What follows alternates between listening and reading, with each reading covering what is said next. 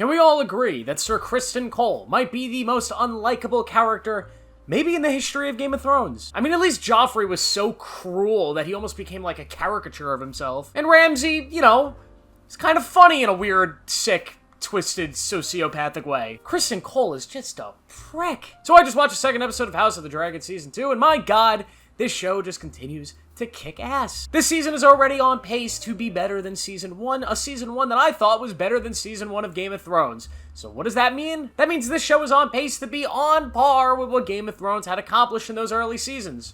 Which means it's on par to have a terrible final season. Hopefully not. So what happened in this episode? I'm going to be spoiling it, so if you haven't watched the episode, go away. The episode starts with Aegon kind of reacting to the fact that his kid had just been killed by blood and cheese in the last episode. We see an Aegon who is furious, rage-filled, angry over the fact that his kid was murdered. Because Aegon actually loved his kid. Now, going into the season, I really had kind of this expectation that they were going to make Aegon the Second, Aegon the Elder, kind of this asshole of a king. That they were going to go the Joffrey route and just make him an unlikable, cruel piece of shit. And I'm happy to see that they did not do that. Instead, they're going with more of this drunk, immature asshole that does kind of have a heart. He loves his kid. And you see that throughout this episode. He has this rage to him, this energy that is just so easy to kind of connect with. Whereas now it's not as black and white as to who's the good guy, who's the bad guy. And I think that's what the whole point of the show kind of is you have Rhaenyra, who at her core is also like just a regular decent person. And you have Aegon, who I think at his core is also just kind of a decent person. And because of all of the different characters around them, all of the aspects around them that I've been pulling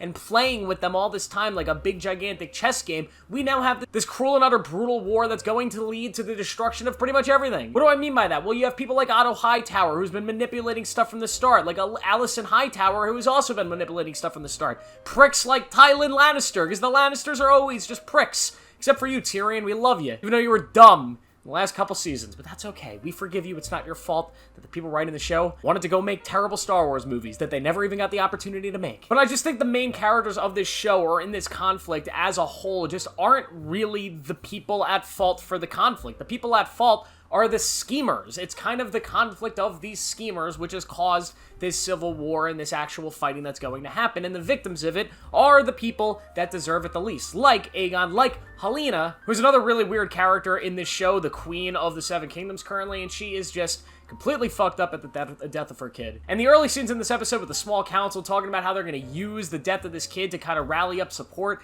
how Otto Hightower, which by the way, Rhys Ifans, I gotta say something. This man is putting on a clinic of acting on this show. He was great in season 1, but here he is just unbelievable. He has this way about him of performing this character to be so unlikable, but at the same time, you get how he got to that position. He is very, very smart, very good at leading, very cunning, and he does a great job in this episode. Obviously, the guy that plays Aegon is incredible in this episode. All the stuff you get early on in this episode is absolutely brilliant and extremely well done. Then we go to Rhaenyra's side of the camp, and we get this beautiful, beautiful scene where Rhaenyra's talking to her council, and they're like, well, the heir to the throne is dead, and they think you did it. And she goes, why did they think I did it? Why would I kill a little kid? And there's this great shot of Princess Rhaenys, the queen who never was, looking at Daemon, and he's just sitting there. Shit!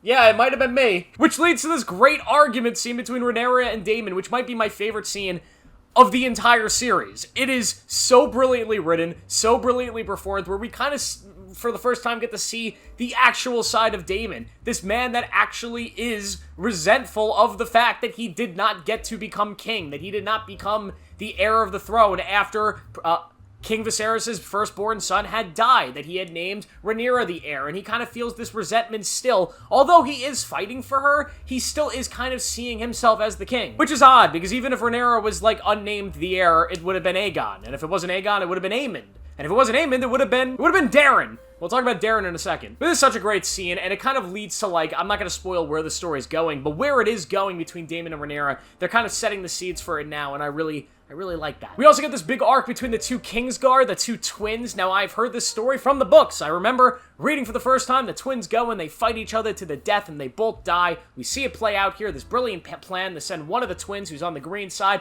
to Dragonstone to go kill Rhaenyra. He's going to pretend to be the other twin. Nobody's going to suspect a thing, and guess what? Nobody suspected a damn thing, but he ends up getting caught. You have a twin versus twin fight. It's kind of like the Clegane Bowl 2.0, except no zombie.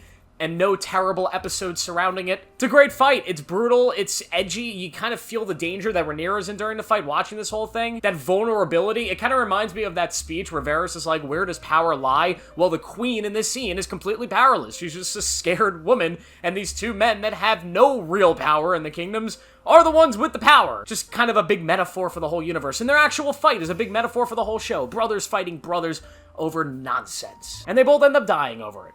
Nonsense. And then the episode goes back to King's Landing where Aegon takes the hand position away from Otto Hightower. He says, Otto, I don't want you. You're an old man. You're boring. And your plans for this war are dumb. I want blood. I want fire and blood. I want to kill them all. And I want revenge. So give me the pin. I'm giving it to Kristen the Prick Cole. Which I knew this was coming, but it was still such a brilliant scene. Yet again, Otto Hightower in this scene. Unbelievable. The energy from all the actors involved is just so good. There are some characters in this show that they did some stuff in Season 1, but they really weren't at the forefront. I mean, the main character of Season 1, the main people that were getting to shine every episode was Paddy Considine as King Viserys, and of course, Queen Rhaenyra. All those characters got to really shine. You also got a lot of Matt Smith as Daemon Targaryen. You didn't get to see too much of Aegon, though. You didn't get to see Otto Hightower in these vulnerable positions, but now you are, and these actors are showing that they are just ridiculously good. This scene was so good, so beautifully done,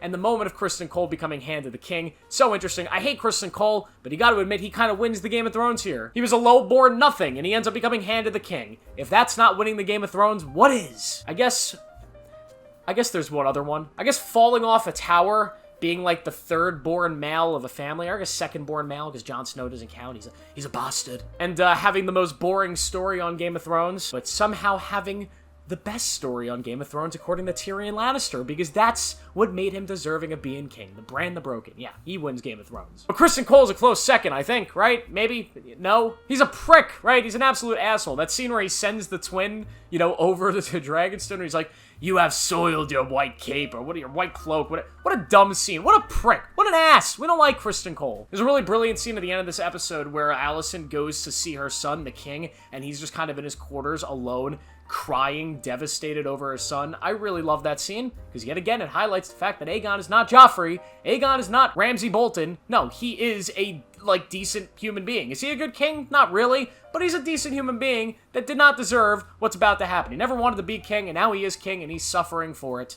And that's kind of sad, and the tragedy of his story going forward is going to be something I'm excited to see, and how they do it, because there is a turn, there is a coin flip with Aegon, and I'm excited to see how it goes on TV. Also, we have Darren. I was very interested to see if they were going to do Darren. Darren is the third son of Alicent Hightower that a lot of people didn't know existed, because I think when they made Season 1, they were not sure if they were going to do him. He's the third son who's been living in Old Town. He's been living with the Hightowers in their actual castle, and he is a major player in the Dance of the Dragons. He's a very cool character. He's very different than Aemond and Aegon, and he kind of contrasts them in a very interesting way. I don't know who's playing him. I don't know what the character's going to look like, what he's going to feel like, how he's going to be presented in TV, but we are getting him. It will still be awkward, though, that there was a third kid that was just never mentioned until this point, and you will never convince me that it wasn't because they just did not know if they were doing him or not. But they are. We're getting Darren. That's exciting. They still cut out one of Aegon's kids, and they still haven't explained who the new heir is. Aegon, in the books, has two sons and the girl, right? There's twins, and then he has a younger son.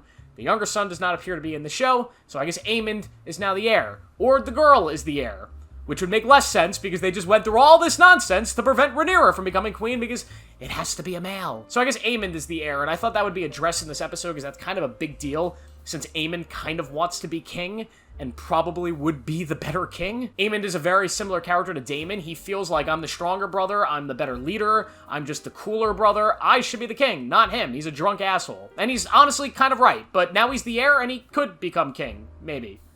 We'll see. It's a very interesting scene where he's laying naked, and the actor that plays him, what a skeleton of a body. Go grab some weights, my man. God damn, you're skinny as hell. What an episode, though. I mean, this show's incredible. I cannot wait for the next one. It seems like we're finally getting to the war stuff. We're going to be at Harrenhal. We're going to get some stuff with the River Lords. I have an idea now at the pace of this season where we're going, how it's going to wrap up this season. I'm not going to spoil it here, but I have a feeling what the finale of this season's going to be, which is very exciting. And now I can see kind of this, structure of this will probably be 4 seasons. I think 4 seasons is the pace that it's going to take to do the whole Dance of the Dragons and the little bit that happens after the Dance of the Dragons. If they continue it beyond that, I'm very excited because what happens beyond that is also interesting. Listen, the entire 300+ year history of the Targaryen reign is interesting, and any moment of it being adapted into House of the Dragon would be awesome. So if they go all the way to the Mad King, I'd be down, but at the very least, the Dance of Dragons, from the pace that I'm just predicting here, we got 4 seasons coming to this. And I'm so excited to see all of this, because this is just amazing. By the way, Hugh Hammer was in this episode again.